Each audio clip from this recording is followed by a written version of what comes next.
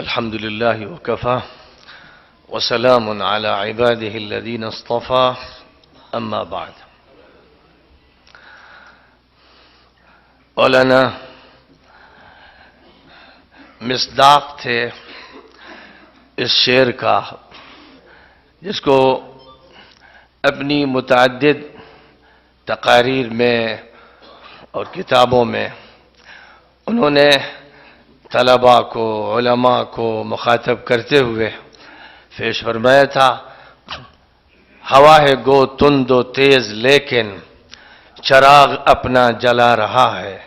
وہ مرد درویش جس کو حق نے دیے ہیں انداز خسروانہ. اس میں کوئی شک نہیں کہ وہ اقبال کے مرد مومن کے سچے مصداق تھے. اس میں کوئی شک نہیں کہ وہ اقبال کے اس شعر کے مصداق تھے اور میری کی صفات کے حامل تھے. نگاہ بلند سخن دل نواز جاں پرسوز، نگاہ بلند سخن دل نواز جاں پرسوز، یہی ہے رخت سفر میر کارواں کے لیے. اور اس میں بھی شک نہیں ہے کہ فرزدق نے ابن بنت الرسول کے لیے جو کہا تھا، مولانا اس کے بھی مصداق بن گئے تھے کہ ھذا الذی تعرف البطحاء وطأته والبیت یعرفه والحل والحرم. اور اس میں بھی شک نہیں ہے کہ ان کی ذات مجمع الصفات والکمالات بن گئی تھی، اور وہ اس کا مصداق تھے کہ ولیس علی اللہ بمستنکر ان یجمع العالم فی واحدی. مولانا سید ابو الحسن علی حسنی ندوی رحمۃ اللہ علیہ کے اثرات ہندوستان پر، پاکستان پر، بنگلہ دیش پر، سری لنکا پر، عالم عربی پر، عالم عجمی پر، یورپ پر، یہاں تک کہ سوویت یونین سے متعلق جمہوریاؤں پر، دور دراز خطوں پر نمایاں طور پر دیکھے جا سکتے ہیں. مسئلہ صرف فکر کا نہیں ہے، نظریے کا نہیں ہے، مسئلہ اس عمل کا ہے، اس جد و جہد کا ہے، اس قربانی کا ہے جس کو اللہ نے قبول فرمایا، جس کا نتیجہ یہ ہے کہ مولانا رحمۃ اللہ علیہ کہیں دینی تعلیمی کونسل کے کاررواں کے سالار نظر آتے ہیں، اور صرف صوبہ یو پی میں دینی تعلیمی کونسل نے ان کی سرپرستی اور صدارت میں تقریباً 20,000 پرائمری اسکول قائم کیے. 20,000 اسکولوں کا جو سلسلہ ایک صوبے میں قائم ہوا، پھر جس کی نظیر دوسرے صوبوں میں بھی اختیار کی گئی، اس کا صحرا قاضی عدیل عباسی رحمۃ اللہ علیہ کے بعد حضرت مولانا علی میاں صاحب کے سر باندھا جانا چاہیے. مجلس مشاورت نے اس ملک میں جس طرح سے دورے کیے ہیں اور مقام انسانیت اور پیام انسانیت ہندوستان کے باشندوں کو یاد دلایا ہے، جس طرح ان کو مقام یاد دلایا اور پیام ان کے سامنے پیش کیا ہے، اس ملک کے ہندوؤں کو، اس ملک کے برادران وطن کو جس طرح مولانا نے مخاطب کیا ہے، ان کے دل جیتے ہیں، ان کے دماغوں کو اپیل کیا ہے، ملک میں امن و سلامتی کو قائم کرنے میں جو کردار ادا کیا ہے 60 کی دہائی میں، پھر اس کے بعد اسی کے نتیجے میں سن 74 میں پیام انسانیت کے نام سے جو تحریک اس ملک میں قائم ہوئی ہے، اس میں کوئی شک و شبہ نہیں ہے کہ اس طرح تحریک کی نظیر دنیا میں کہیں اور نہیں ملتی، اور کسی مسلم قائد نے غیر مسلم اقوام کو اس طرح مخاطب کیا ہو اور اللہ کی یاد دلائی ہو اور آخرت کی فکر پیدا کی ہو اور اخلاق کا سبق پڑھایا ہو اور دلوں کو جوڑا ہو. یہ کام بھی اللہ تعالیٰ نے مولانا کے لیے مختص کر رکھا تھا، اور اسے بھی قبولیت کا شرف ایسا حاصل ہوا کہ پیام انسانیت کی تحریک نہ صرف زندہ ہے، تاباں ہے، درخشاں ہے، اپنے کارنامے انجام دے رہی ہے. مولانا کی ذات کے ساتھ مسلم پرسنل لا بورڈ کی یادیں وابستہ ہیں. اور ہندوستان کو یہ معلوم ہے کہ ہندوستان کی پارلیمنٹ نے راجیو گاندھی کے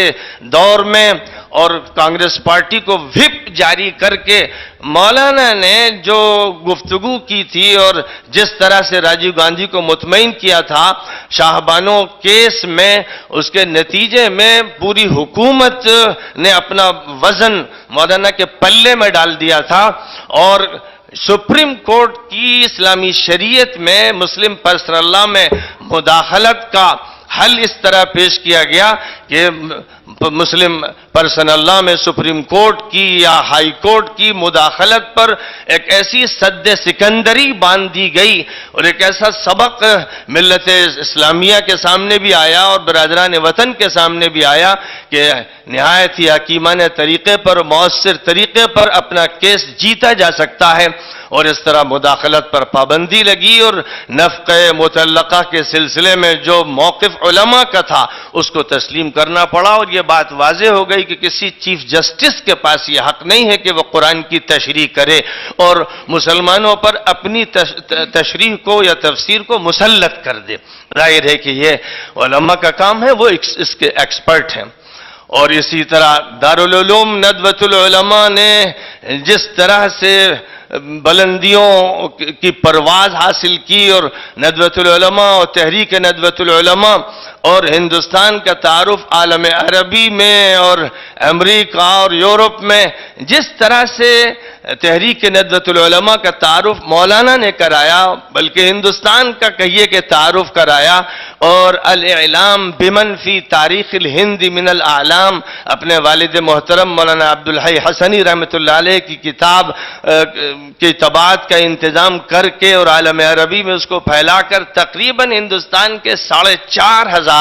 علماء، اساتین، ادباء، شعراء، سلاطین، ملوک اور بڑی بڑی صلاحیتوں کے مالک انسانوں کا جس طرح تعارف کرایا ہے، وہ بھی ایک ایسا کارنامہ ہے جو ان کے والد کے ساتھ حسن سلوک کی ایک مثال ہے، اور امت مسلمہ پر اور عالم اسلام پر ایک بہت بڑا احسان ہے جسے یاد رکھنا چاہیے۔ انہی کے دور میں دارالعلوم ندوۃ العلماء کی شاخیں ملیشیا میں قائم ہوئی، بنگلہ دیش میں قائم ہوئی، انڈونیشیا میں قائم ہوئی، کینیڈا میں قائم ہوئی، ساؤتھ افریقہ میں قائم ہوئی، افریقہ کے دیگر ملکوں میں ان کا قیام ہوا، برطانیہ میں قائم ہوئی، جن میں سے اکثر کے وہ سرپرست تھے، اور ہر ایک کی یہ تمنا تھی کہ ان کی سرپرستی حاصل رہے۔ اور ندوۃ العلماء کی ہندوستان میں کوچن سے کشمیر تک اور بنگال سے بمبئی تک 300 شاخیں، جن میں کالج کی سطح کی بھی ہیں اور پرائمری بھی ہیں اور ثانوی بھی ہیں، قائم ہوئیں۔ یہ ندوے کی تاریخ کا وہ عروج ہے جو اس سے پہلے ظاہر ہے کہ حاصل نہیں ہوا۔ مولانا محمد علی مونگیری اور مولانا شبلی نعمانی اور علامہ سید سلیمان ندوی اور مولانا عبدالحی حسنی وغیرہ حضرات کے خوابوں کی تعبیر کو پیش کیا۔ اور جہاں تک عالم عربی کا تعلق ہے تو عالم عربی پر مولانا کا وہ احسان ہے جس کو عالم عربی فراموش نہیں کر سکتا ہے۔ مولانا نے عالم عربی کی فرعونیت کا مقابلہ کیا، عربی قومیت کے بت کو شکستہ کیا، اور اس میں جو ان کا کردار رہا ہے، اور البعث الاسلامی نے اس مسئلے میں جس طرح البعث العربی اور البعث الاشتراکی اور البعث اللبرالی و شیوعی کا جس طرح جرأت مندانہ مقابلہ کیا ہے اور جس طرح اس کو شکست دی ہے، اسے دفن کر دیا ہے، تاریخ میں اسے یاد رکھا جائے گا۔ اور عالم عربی میں حسن البنا، مولانا مودودی اور مولانا ابو الحسن علی ندوی، یہ 3 وہ اساتین تھے جن سے پوری ملت اسلامیہ کے نوجوان جڑے ہوئے تھے، اور جو بیداری عالم عربی میں پیدا ہوئی ہے، اسلامی بیداری، اس میں کوئی شک و شبہ نہیں کہ حسن بنا اور مولانا مودودی کے بعد مولانا کا حصہ اور پھر ان کے بعد ان سے زیادہ بڑا حصہ ہے۔ اور ماذا خسر العالم کتاب مولانا کی شائع ہوئی تو عالم عربی میں نہ صرف یہ کہ اس کو آنکھوں میں سجایا گیا اور دلوں میں رکھا گیا، اس کا جو استقبال ہوا ہے مصر کی سرزمین پر اور پورے عالم عربی میں گواہ ہوں کہ ہندوستان میں آج تک اس کا علماء میں بھی وہ استقبال نہیں ہوا۔ اس کتاب کو علماء نے بھی نہیں پڑھا، اور اس کے ترجمے انسانی زندگی پر مسلمانوں کے عروج و زوال کا اثر، اس کو بھی علماء نے اتنا نہیں پڑھا جتنا عام طلبہ نے، نوجوانوں نے ماذا خسر العالم بانحطاط المسلمین کو پڑھا، نصاب میں رکھا، اس کے ذریعے اسکیم تیار کی، منصوبہ بنایا، اسے نافذ کیا، بیداری پیدا کی، تحریک کھڑی کی، اور تحریک کو کھڑے کرتے کرتے اس منزل تک پہنچے کہ اب وہ بڑی بڑی طاقتوں سے اور طاغوتوں سے ٹکرا سکیں اور اسلامی نظام کو برپا کر سکیں۔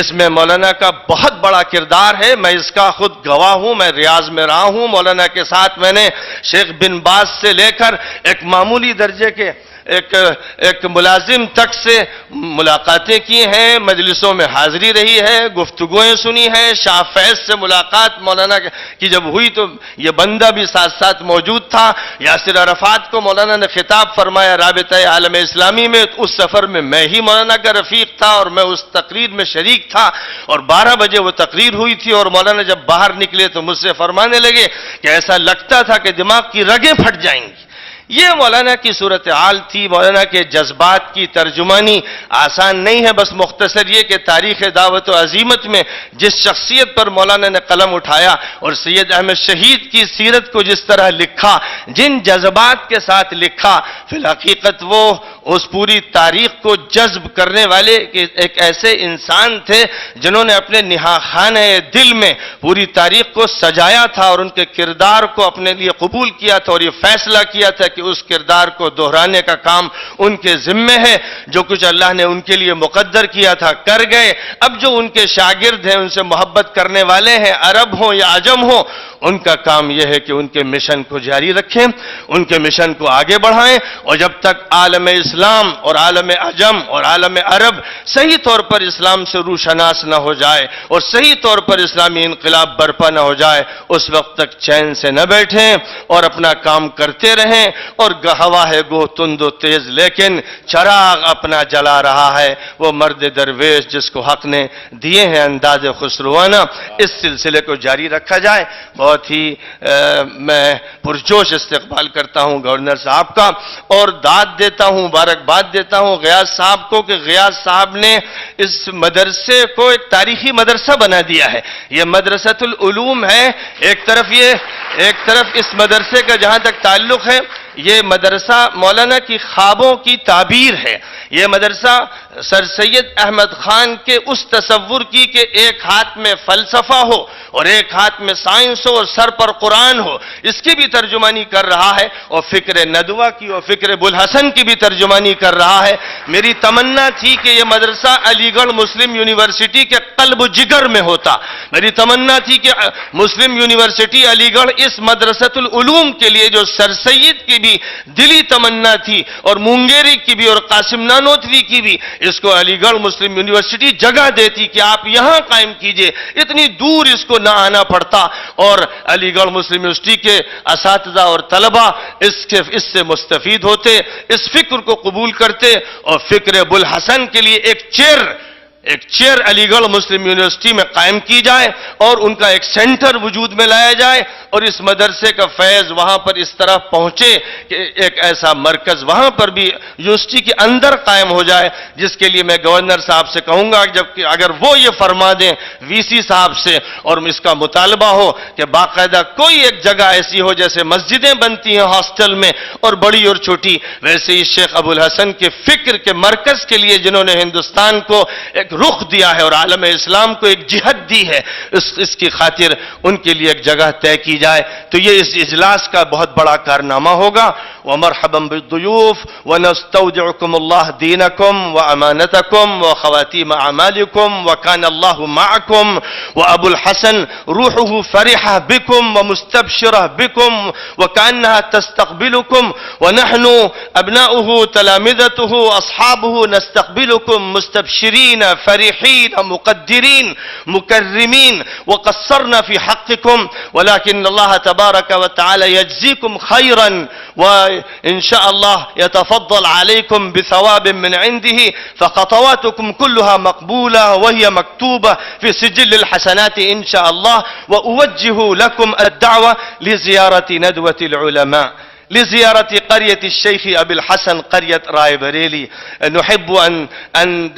أن تتفضلوا بهذه الزيارة أيضا، فتجمعوا الحسنى بالحسنى والفضل بالفضل إن شاء الله. وبارك الله